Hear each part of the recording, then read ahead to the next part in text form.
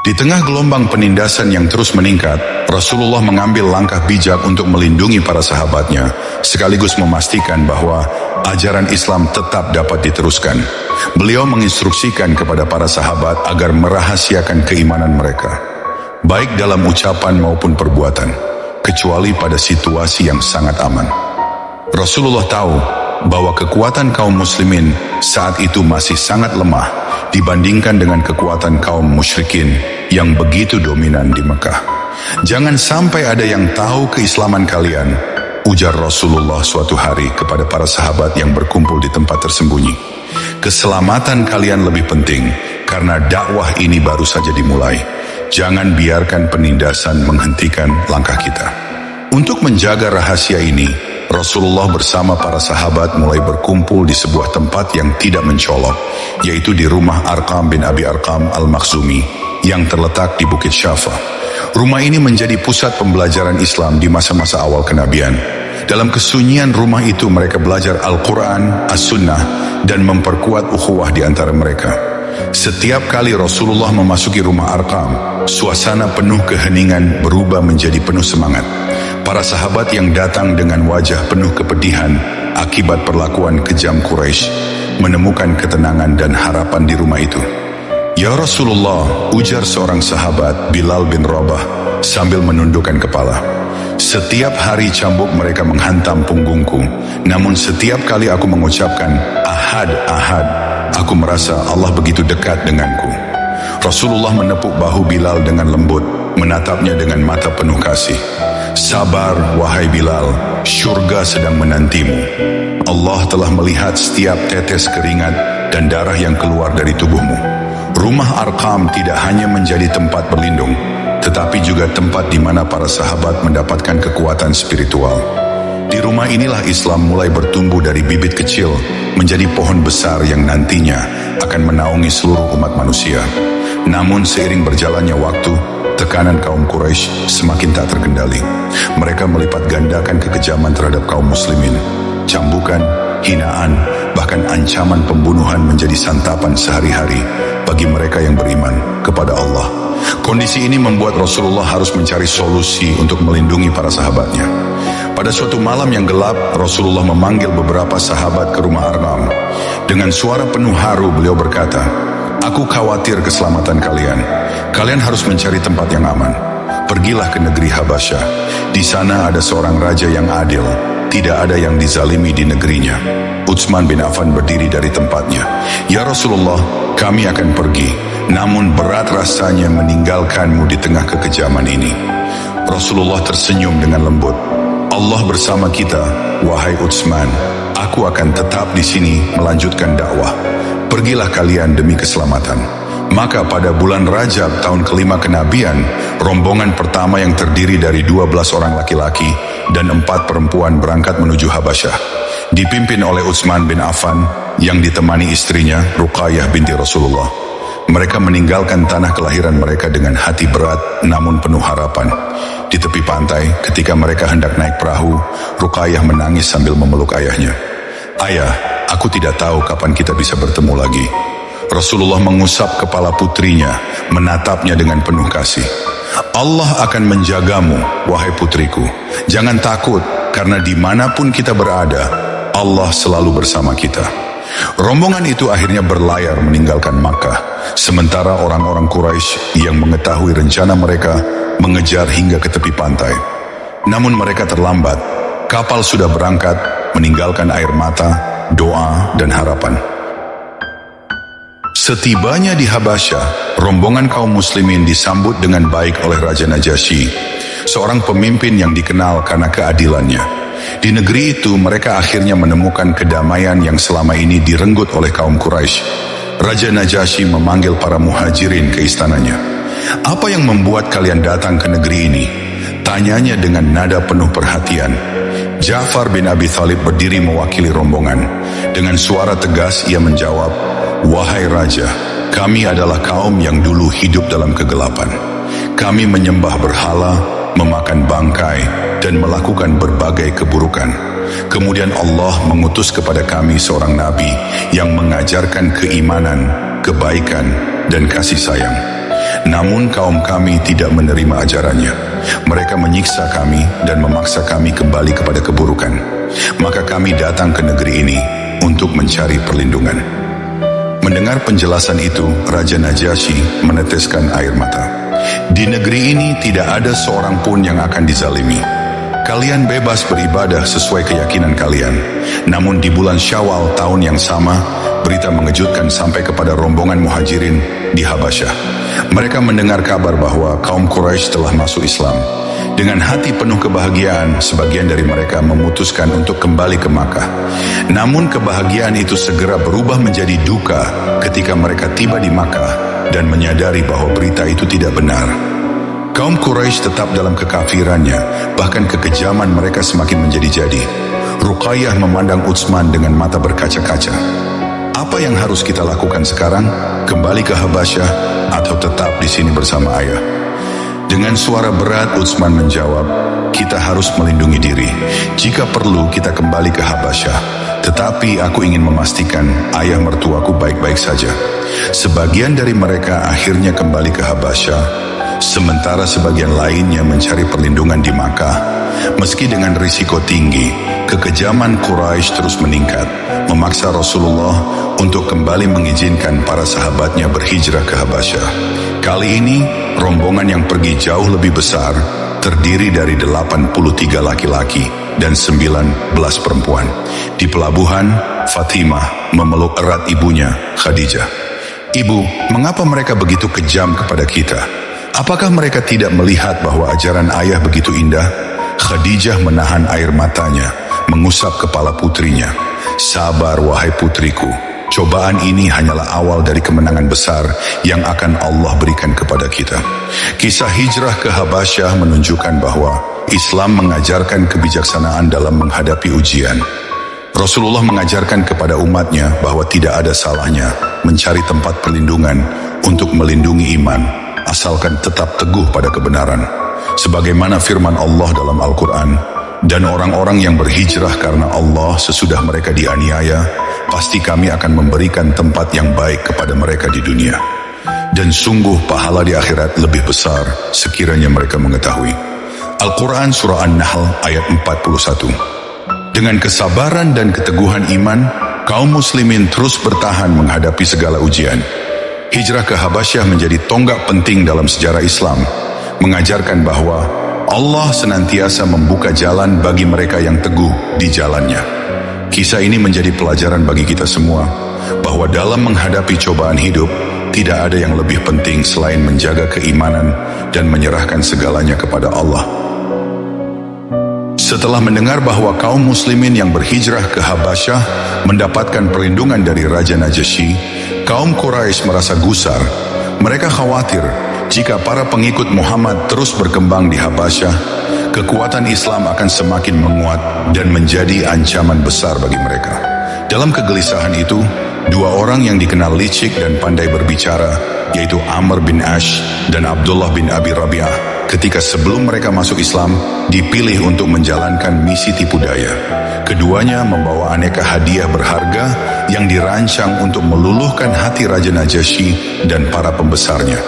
Di antara hadiah tersebut adalah kain-kain mahal dan barang-barang mewah yang tidak mudah didapatkan. Raja Najasyi adalah orang yang adil, ujar salah satu tetua Quraisy sebelum mereka berangkat. Tapi ingat, adil bukan berarti tak bisa dipengaruhi. Gunakan kecerdikan kalian untuk mengubah pendiriannya. Setibanya di istana Habasyah, Amr bin Ash dan Abdullah bin Abi Rabi'ah diterima dengan hormat. Mereka mempersembahkan hadiah-hadiah tersebut kepada Raja Najasyi dan para pembesar istana. Dengan senyum licik, Amr berkata, "Wahai Raja yang mulia, kami datang dengan tujuan membawa kedamaian. Beberapa orang dari tanah kami telah melarikan diri ke negerimu. Mereka membawa ajaran yang menyimpang dari agama nenek moyang kami dan agama Tuhan. Kami khawatir jika mereka terus tinggal di sini, itu akan menjadi ancaman bagi stabilitas negeri ini." Najasyi menatap mereka dengan mata penuh kebijaksanaan. "Apakah mereka melakukan kejahatan di negeri kalian?" tanyanya. Amr menjawab dengan hati-hati, "Mereka menentang tradisi kami, memecah belah keluarga, dan merusak ketenangan masyarakat kami. Kami hanya meminta agar mereka dikembalikan kepada kami, agar kami dapat menyelesaikan persoalan ini dengan baik. Namun, Najasyi bukanlah raja yang mudah dikelabui. Ia ingin mendengar langsung dari kaum muslimin sebelum mengambil keputusan. Bawa mereka ke hadapanku, perintahnya. Ketika para muhajirin dipanggil ke istana, mereka datang dengan hati berdebar. Ja'far bin Abi Thalib, sepupu Rasulullah, ditunjuk untuk menjadi juru bicara. Dengan tenang namun penuh keyakinan, ia melangkah maju, menunduk hormat kepada Raja Najasyi. Najasyi bertanya, apa yang membuat kalian meninggalkan negeri kalian dan mencari perlindungan di sini? Ja'far dengan suara yang lembut namun tegas menjawab, wahai raja yang adil, kami adalah kaum yang dulu hidup dalam kegelapan. Kami menyembah berhala, memakan bangkai, dan melakukan berbagai kejahatan. Kami tidak menghormati hak-hak tetangga, menindas yang lemah, dan hidup tanpa aturan. Lalu Allah mengutus seorang nabi di antara kami, Muhammad bin Abdullah. Ia mengajarkan kami untuk menyembah Allah yang Maha Esa, meninggalkan berhala, berbuat jujur, menjaga amanah, dan menyantuni fakir miskin. Namun kaum kami menentang ajarannya, menyiksa kami, dan menghalangi kami dari jalan Allah. Maka kami datang ke negeri ini karena kami tahu bahwa di sini ada seorang raja yang adil, yang tidak akan menzalimi siapapun. Mendengar penjelasan itu, Raja Najasyi merasa terharu. Apakah nabi kalian membawa sesuatu yang baru? Tanyanya. Ja'far menjawab, benar wahai raja. Beliau membawa wahyu dari Allah. Di antara yang diturunkan kepada beliau adalah surah Maryam lalu. Ja'far melantunkan ayat-ayat dari surah Maryam yang menceritakan kisah Maryam dan kelahiran Nabi Isa. Dan ingatlah ketika malaikat berkata, wahai Maryam, sesungguhnya Allah telah memilihmu, menyucikanmu, dan melebihkanmu di atas semua wanita di dunia. Al-Quran Surah Maryam ayat 42. Air mata mengalir di pipi Raja Najasyi. Ia menatap para pembesar istananya dan berkata, sungguh ini berasal dari sumber yang sama dengan yang dibawa oleh Nabi Musa dan Nabi Isa. Aku tidak akan menyerahkan mereka kepada kalian. Amr bin Ash tidak mau menyerah begitu saja, mencoba memancing permusuhan. Wahai raja, mereka mengucapkan sesuatu yang menghina Isa bin Maryam. Najasyi kembali memanggil Ja'far dan bertanya, apa pendapat kalian tentang Isa bin Maryam? Dengan penuh keyakinan, Ja'far menjawab, kami mengatakan tentang Isa apa yang dikatakan oleh Nabi kami. Isa adalah hamba Allah, Rasulnya, dan kalimatnya yang disampaikan kepada Maryam, serta ruh darinya. Najasyi tersenyum. Sungguh Isa adalah seperti yang kalian katakan. Lalu ia menoleh kepada Amr bin Ash dan berkata tegas, pergilah, aku tidak akan menyerahkan mereka kepada kalian, dan aku tidak akan membiarkan mereka disakiti. Makkah semakin memanas. Dakwah Rasulullah yang menyeru kepada tauhid membuat kaum Quraisy semakin tidak tenang. Ketika ajaran Islam mulai menarik hati orang-orang dari berbagai lapisan masyarakat, para pemuka Quraisy merasa cemas bahwa kedudukan dan tradisi mereka akan hancur. Mereka tidak bisa membiarkan dakwah ini terus berkembang. Namun mereka sadar Rasulullah dilindungi oleh Abu Thalib, kepala Bani Hashim yang dihormati. Oleh karena itu, mereka memutuskan untuk memberikan tekanan kepada Abu Thalib. Di Darun Nadwah, tempat pertemuan tokoh-tokoh Quraisy, Abu Jahal berdiri dengan wajah tegang. Tidak bisa kita biarkan Muhammad terus menghasut masyarakat dengan ajarannya. Jika kita tidak bertindak, tradisi nenek moyang kita akan lenyap. Utbah bin Rabi'ah yang selama ini lebih memilih pendekatan diplomatis, menimpali, tetapi kita harus bertindak hati-hati. Kita tahu bahwa Abu Thalib adalah tokoh yang dihormati. Jika kita gegabah, seluruh suku Bani Hashim bisa melawan kita. Akhirnya, mereka sepakat untuk menemui Abu Thalib secara langsung. Mereka membawa berbagai argumen dan ancaman untuk menekan Abu Thalib agar menghentikan dakwah Rasulullah. Suatu sore, Abu Thalib sedang duduk di halaman rumahnya, ditemani secangkir air Zam-Zam. Wajahnya terlihat letih, bukan karena usianya yang semakin tua, tetapi karena beban yang ia pikul sebagai pelindung keponakannya. Saat itu ia mendengar langkah-langkah mendekat. Beberapa tokoh Quraisy termasuk Abu Jahal, Utbah bin Rabi'ah, dan Walid bin Mughirah berjalan menuju rumahnya. Abu Thalib, sapa Abu Jahal dengan nada formal, tetapi tidak bisa menyembunyikan kebencian di wajahnya. Kami datang bukan untuk mencari masalah. Kami hanya ingin berbicara. Abu Thalib mengangguk dan mempersilakan mereka duduk. Apa yang ingin kalian bicarakan? Abu Jahal langsung berbicara dengan nada tegas. Keponakanmu, Muhammad, telah membawa ajaran yang menghina Tuhan-Tuhan kita, mencaci nenek moyang kita, dan memecah belah masyarakat kita. Kami telah cukup bersabar, tapi sekarang kami ingin kau menghentikannya. Walid bin Mughirah menambahkan dengan nada lebih lembut. Abu Thalib, kami menghormatimu. Kami tahu kau tidak ingin terjadi perselisihan di antara kita. Jadi kami memohon, bicaralah pada Muhammad. Katakan padanya untuk berhenti. Abu Thalib mengerutkan keningnya. Ia sudah menduga pembicaraan ini akan terjadi. Dengan nada tenang, ia menjawab, keponakanku hanya mengatakan apa yang dia yakini benar. Dia tidak memaksa siapapun. Mengapa kalian begitu terganggu? Abu Jahal yang tidak sabar berdiri dan berkata dengan lantang, jika kau tidak bisa menghentikannya, kami akan bertindak sendiri. Kami akan menyerangnya, dan kami tidak peduli apapun yang akan terjadi. Di pagi yang tenang, Abu Thalib mengutus seseorang untuk memanggil Rasulullah ke kediamannya. Rasulullah dengan rasa hormat yang mendalam kepada pamannya segera memenuhi panggilan itu. Ketika beliau tiba, Abu Thalib sudah menunggunya di ruang utama, duduk di atas permadani tua yang menjadi saksi banyak pertemuan penting keluarga Bani Hashim. Masuklah, wahai keponakanku, ujar Abu Thalib dengan suara berat. Rasulullah masuk dengan langkah tenang, lalu duduk di hadapan pamannya. Wajah beliau memancarkan ketenangan, meskipun di baliknya tersimpan beban dakwah yang begitu berat. Wahai Muhammad, Abu Thalib memulai, suaranya dipenuhi rasa kasih sayang dan kecemasan. Kau tahu bahwa aku mencintaimu melebihi diriku sendiri. Tapi apa yang kau bawa ini telah membuat kaum Quraisy marah. Mereka datang kepadaku dengan ancaman. Mereka memintaku untuk menghentikanmu. Jika tidak, mereka akan mengambil tindakan yang lebih keras. Rasulullah menundukkan kepala sejenak. Dengan lembut beliau berkata, wahai pamanku, aku hanya menyampaikan apa yang Allah perintahkan kepadaku. Aku tidak ingin membuatmu dalam kesulitan, tetapi aku tidak bisa meninggalkan dakwah ini. Air mata mulai mengalir di wajah Abu Thalib. Ia memahami bahwa apa yang dilakukan oleh keponakannya bukanlah untuk dirinya sendiri, melainkan untuk kebaikan umat manusia. Namun sebagai seorang kepala suku, ia merasa terjepit di antara cinta kepada keponakannya dan tekanan dari kaumnya.